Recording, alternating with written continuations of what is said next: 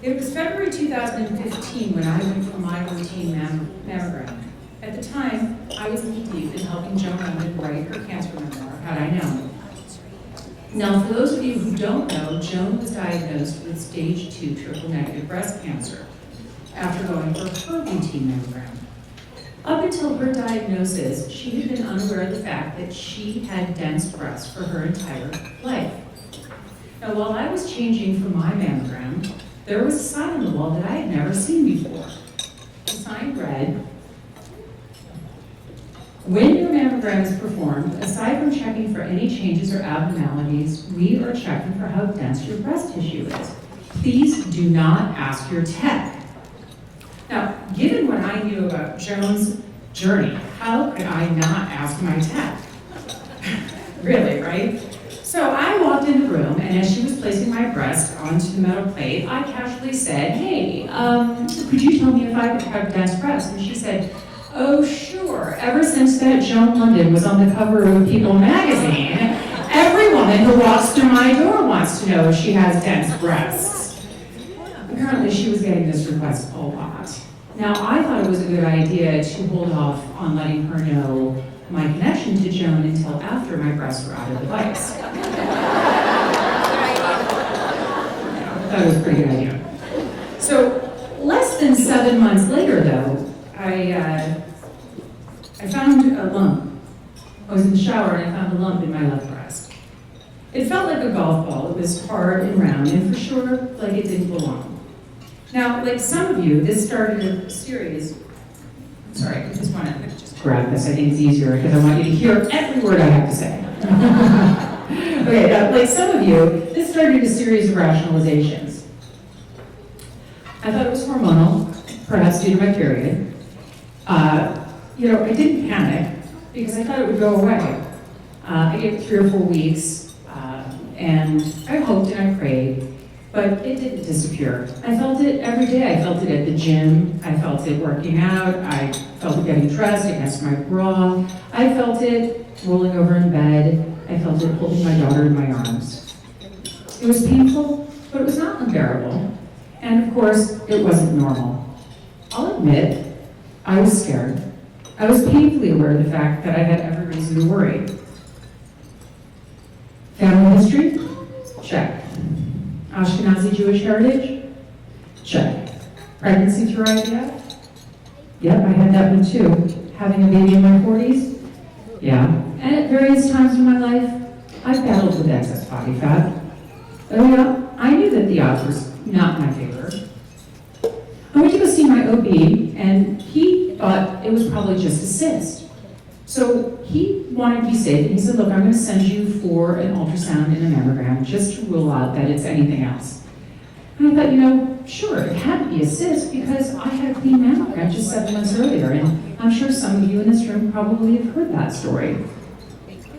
One of the greatest benefits of my job is harvesting pearls of wisdom from the extraordinary people that I have the privilege of working with. And a couple of years ago, one of my clients taught me the philosophy of what price peace. Now, this has become my daily mantra. I highly recommend this one. We face challenges every day. Some of them we can't do anything about.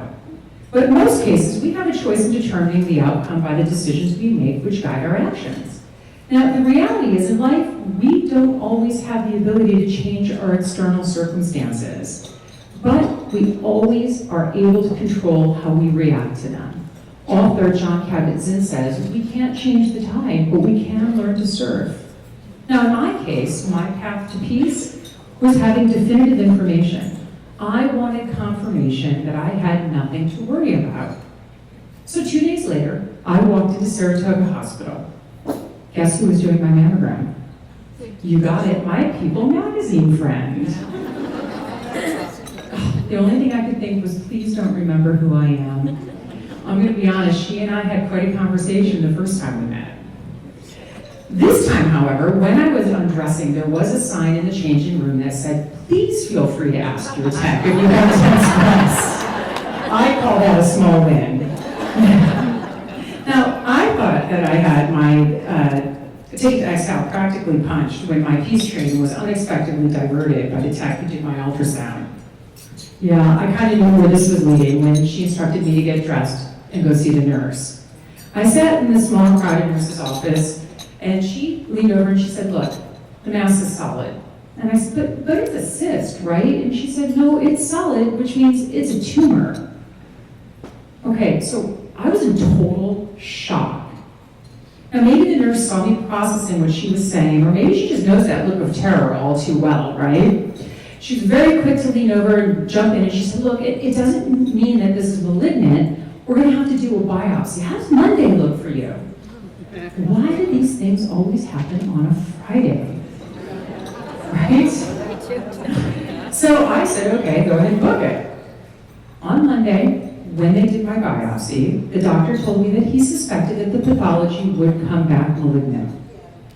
I wasn't expecting him to give me any information right there and then, but of course, I asked him what he thought and he was honest.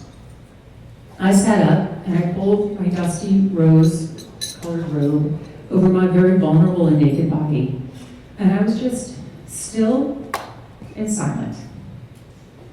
My first thought was that of my daughter, Sebi. She was just 7. What would I tell her? Because only 2 weeks earlier, I had just assured her that she didn't have to be scared about mommy getting sick. You see, our children are often more perceptive than we give them credit for, because she knew that I had lost my mother when I was 10 years old to cancer, and she also knew that I had just helped Joan London with her cancer journey. And so she internalized these stories. She was so worried and filled with deep fear that this might happen to me.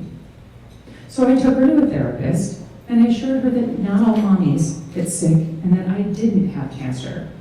But now, I do, or I might, or I will. As Ram Dass says, the truth is circumstantial. What is true today might not be true tomorrow. And life is funny that way, and I guess sometimes not so funny. You see, I just spent 18 months chronicling Joan's cancer. I was brutally aware of what was about to go down. I understood every last gory detail better than most. You know, when I work with somebody, I write as them in their voice. And so when Joan was going through her cancer crisis, it was as if I was going through it too. And now, I was facing my own battle, maybe. Does this make me the ultimate method writer? And still, when the doctor shared his thoughts about my tumor, I wasn't worried about me. No, not really. I knew I'd get through this. I had no doubt about it. My entire focus was on my kid, my sweet, adorable, loving, sensitive little girl. She didn't deserve this.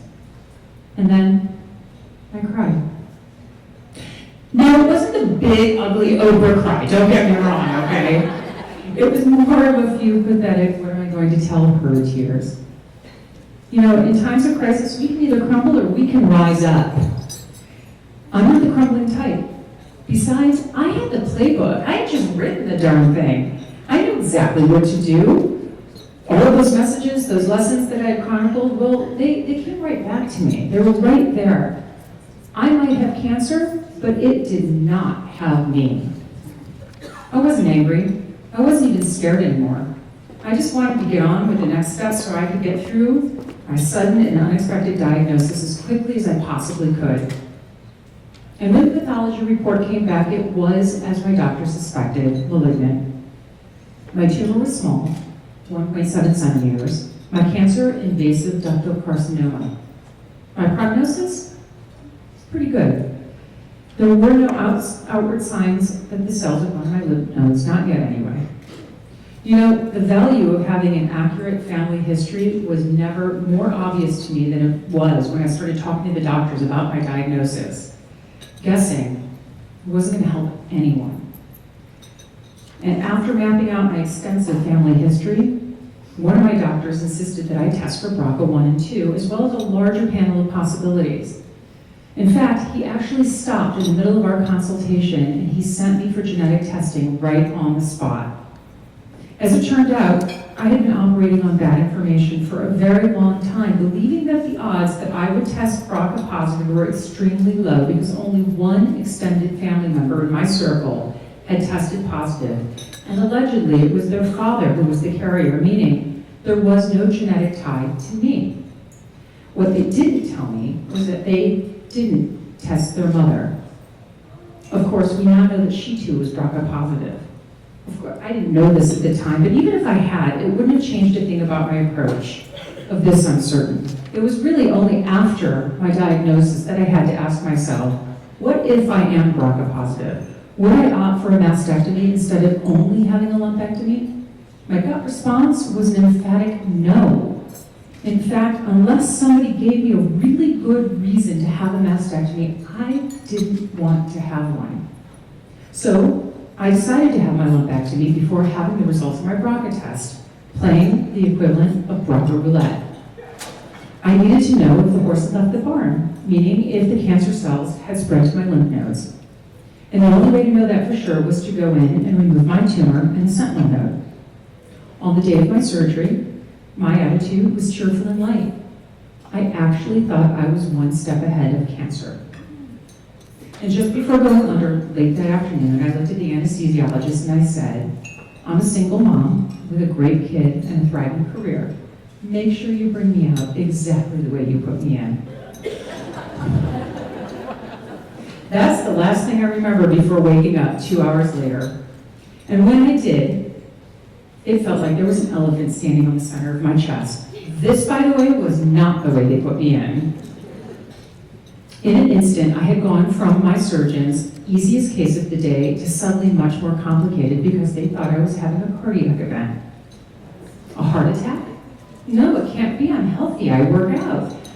I was laying there thinking it has to be referred pain, but the doctors, they weren't taking any chances. They gave me an EKG, they did tons of blood work, they popped a glycerin pill in my mouth, and several tests later, and I have no idea how much time passed. I had shown no signs of anything out of the ordinary. My heart, as it turned out, was fine. And when the fog of the anesthesia finally lifted, I asked about my lymph nodes. All clear. There were no signs of cancer. This was the news that I was hoping and praying for. 2 days later, though, I did find myself in my cardiologist's office. He confirmed I hadn't had a cardiac event after surgery. However, he heard a whistling in my carotid artery. Now, he wanted to do an ultrasound to check for a blockage. The carotid is the big artery that runs up your neck and into your brain. Now, if there's a blockage, they have to operate. It's a common surgery, but it's also a very big surgery, and it also was not on my list of things to do in managing my cancer diagnosis. My cardiologist looked at me very seriously and he said, Laura, your cancer's not going to kill you. This will. Great, a twofer.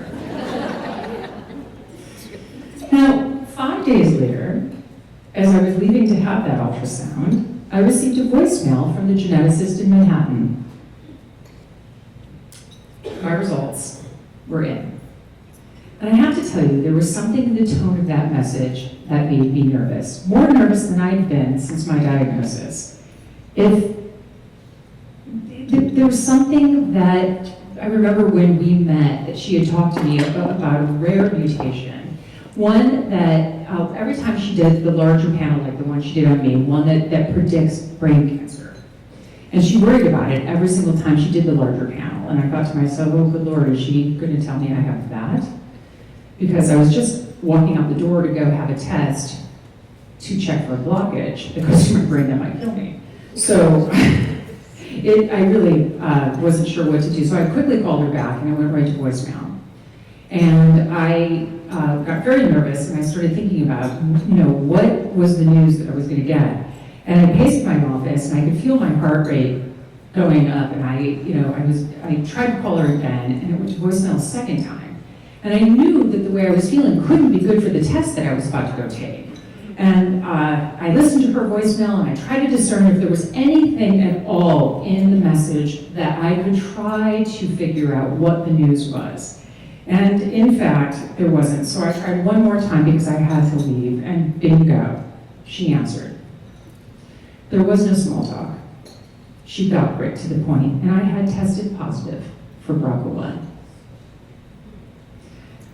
Well, I have to say, I didn't see that news coming. And she gave me a little bit of information, the information that she felt I needed, and I had to cut her short because I had to get to this other appointment. I thanked her, I hung up the phone, I stood in my office for a moment, and I thought about what this meant, because it changed a lot for me.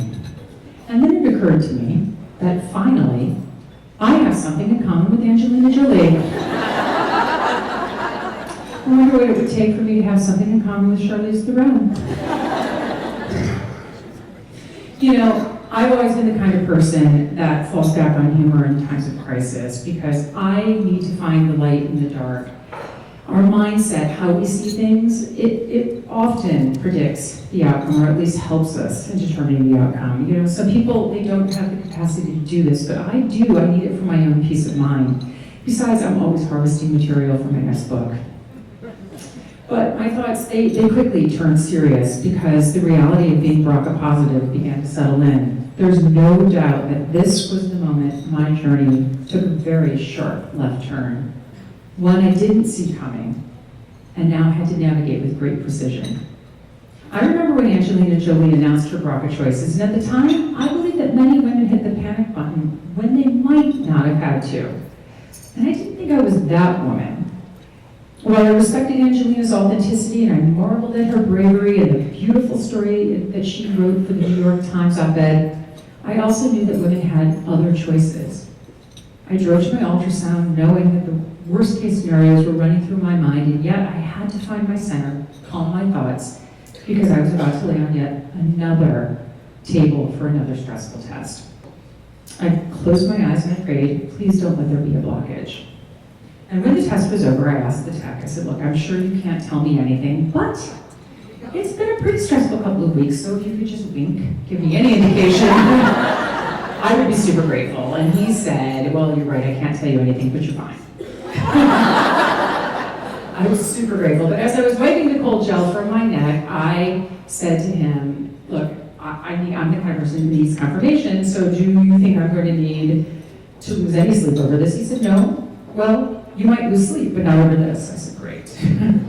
So when I walked out of that office, I found my best friend waiting for me in the waiting room. And isn't it amazing how our friends show up for us exactly when we need them? We took a walk outside and we sat on the grass in front of the hospital and we began to talk. It was an unseasonably warm fall afternoon. I think you all remember how beautiful it was last year. And I laid in the grass, feeling the sun on my face, and I just took a pause. I needed a moment of peace. You know, there's great power in pausing. When you do, you can feel your strength and you can feel your vulnerability. You get to acknowledge your goodness and not be afraid of it. You can also look at your darkness and your fear and work to understand it. One thing I know for certain, whenever I'm in doubt, I pause. I take a moment to look at my options and I check my intentions. And as I lay there that day, I didn't think I would change my mind so quickly, but I did. All it took was the thought of my daughter. I closed my eyes and I saw Sebi, so young, with so much life ahead of her. And that was the only inspiration I needed before I knew exactly what to do. Look, I knew the data. I knew that the odds were greatly stacked against me now. I had a high risk, greater than 50% chance of developing secondary breast cancer and a 75% chance of that being triple negative. And I also knew that I had a 50% chance of developing ovarian cancer. I don't live in a world of what if. I didn't want to stick my fingers in my ears and live each day wondering if today was the day that my cancer would come back. And while I had the option to go for mammograms and ultrasounds and MRIs alternating every 6 months for the rest of my life, this closer observation approach wasn't the path that I wanted to walk. So I chose to have a bilateral mastectomy and a oophorectomy. I shared my decision with my daughter by explaining to her that sometimes in life, we have to make hard choices for good reasons. That as women, we have to take control of our health at all stages in life. I did my best to find the right words that wouldn't make it seem so scary. You know, words and stories, they're important, but especially for young girls. We see so much about princesses and what it takes to be one in our culture. And while it's easy to see the levity and the magic that goes along with fairy tales, this was my chance to give her another type of story. One grounded in real life and one that I knew she could learn from. That of a warrior. I wanted her to know that true warriors persevere in the face of adversity. They exhibit unwavering strength. They live life with dignity and with an indomitable spirit. You know, many people have asked me if my surgery decision was a hard one, and the answer is no. It was actually a really easy choice. Because in my mind, it would ensure a longer, healthier life. And just when I thought I was at peace with my decision, it was Dr. Rufus Kalia, who we are celebrating here today, who had the dubious honor of telling me that although there was no cancer in my lymph nodes or margins, there was an angiolymphatic invasion, meaning that microcancer cells were found in my lymph vessels and blood vessels, which feed the rest of my body. He said there was no real way of knowing if those cells had spread beyond the breast, and of course, more testing would need to be done to determine my risk. So I was suddenly looking at the possibility of 3 months of chemo, and quite possibly the chemo that makes you lose your hair, your focus, your energy, and impacts your daily life. This news shook me to my core, and Dr. Kalia knew it. Dr. Kalia, I have to just take a moment and let you know that your kindness and compassion was and remains so deeply appreciated. Your extraordinary patience and understanding for the individuality of this disease is world-class. You truly get that breast cancer and its treatment is not a one-size-fits-all disease, and we are all incredibly blessed to have you here in the capital region.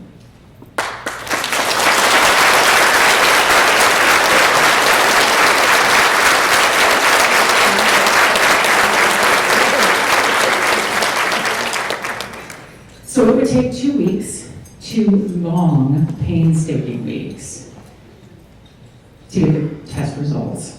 But as it would turn out, my cancer would respond better to hormonal treatment than to chemo and radiation. So I dodged that bullet. And while I had initially kept my diagnosis quiet from my friends and under the radar professionally, it was during a long catch-up call with Joe London that the time felt right to bring her into the loop. I hadn't intended to at that very moment. She'd been on the road promoting Had I Known for the past month or so, and I didn't want to burden her with my health issues. And as we were hanging up, I simply said, Joan, when you have a few minutes, I'd like to bring you up to speed on a few things. And Joan, with her incredibly wonderful sense of humor, said, anything good? I was just silent. And she said, oh, come on, don't tell me you have breast cancer. I said, well, I'd like to tell you that I don't, but I can't. The irony was just too much for us to take. So we went through the details of my diagnosis, my plans, and what to do next. You know, I certainly didn't go through the hell that so many of you have in this room, that's for sure. And at the end of the day, we are all survivors of our own journey, warriors of our individual battles fought and won. We don't need to be defined by our disease. And you know, we were all warriors long before our diagnosis, that's for sure. None of us asked to join this sorority, but now that we're in it, it's an undeniable sisterhood. Now I'm going to let you in on a little secret. Today is the first time I've gone public with my story. It's also the first time...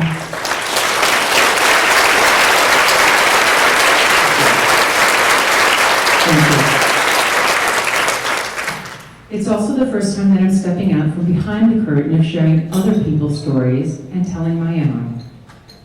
You know, I get to work with a lot of incredible people. And I never know how they're going to change my life, but they all do in one way or another. I don't expect it, and sometimes I don't even see it coming. But I am always so grateful for the gift of learning from their experiences. So it's my wish and my hope for you today that you are able to take something away from my story. Whether it's the wisdom of what Christ peace, or the power of the pause, or anything else that I've shared with you, because these weren't just lessons that got me through my cancer diagnosis. They helped me in my everyday life. I just need to take a moment to thank everyone from the Susan G Komen organization. I want to thank Nancy and Allison and Jane and Deborah. But most of all, I want to thank all of you women who stood in this room today as survivors, because you are my inspiration. It has been my honor and my privilege to speak before you today. Thank you.